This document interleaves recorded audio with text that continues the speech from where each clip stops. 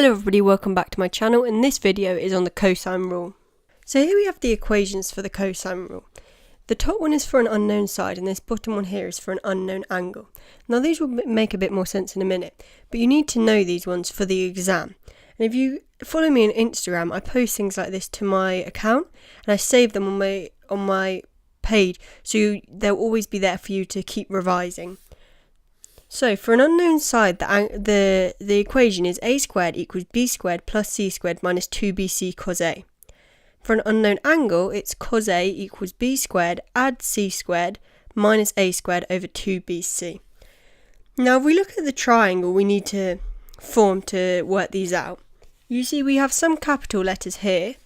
All of the capital letters are always angles. And then we have lowercase letters, which are sides. And if we have A up here, so we've labelled this angle as A, the opposite one to it is always the lowercase a.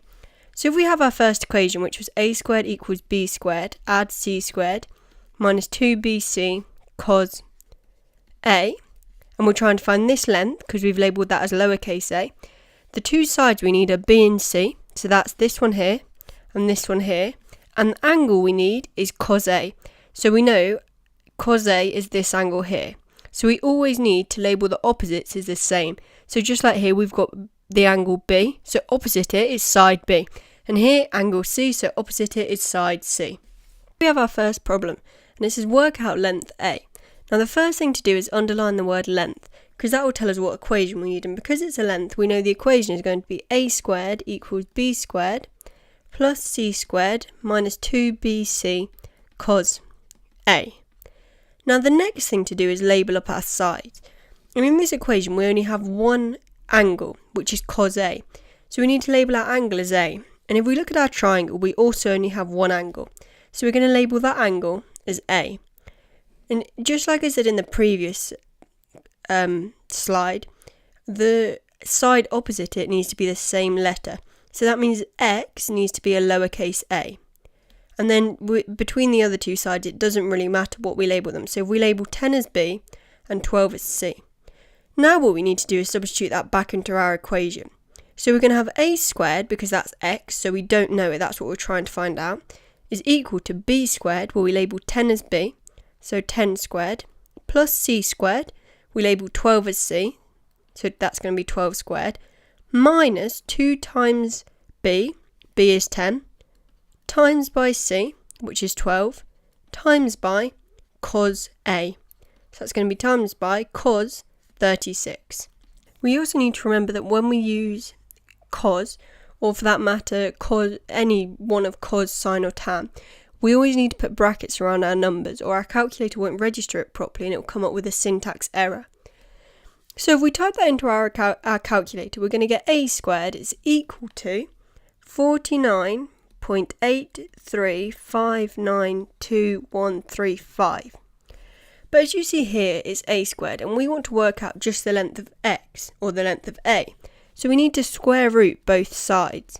So the square root of a is just going to be a, and the square root of 49.835922135 is going to be 7.059456165. Now we need to round that to three significant figures. So a is going to be equal to 7.06. So that's how we work out a side length. So here we have our second problem, and it says work out angle A. So we need to underline angle, because that's going to tell us what equation we're going to need. Because it says angle, our equation is going to be cos A is equal to b squared plus c squared minus a squared over 2bc. Now just like before, we're going to label up our sides, and the only angle we have in it is cos A.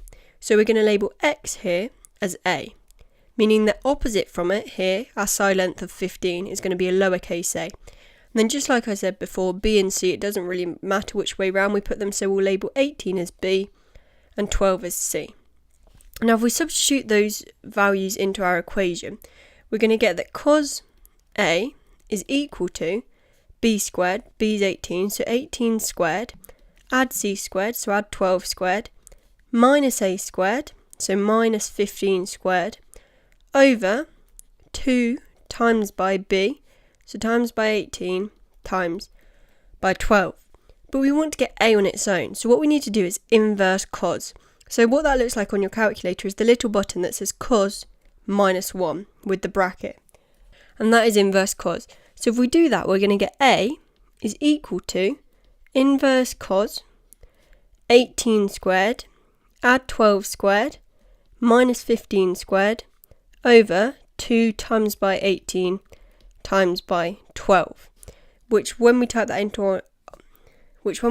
on our calculator, we're going to get a is equal to 55.7711 and then other digits, which we can round to. A is equal to 55.8, and that's rounded to 3 significant figures. Thank you so much for watching this video. Please be sure to like and subscribe and comment down below any future video ideas I can make to help you guys out. Also be sure to check out my social medias, which are all in the description box below.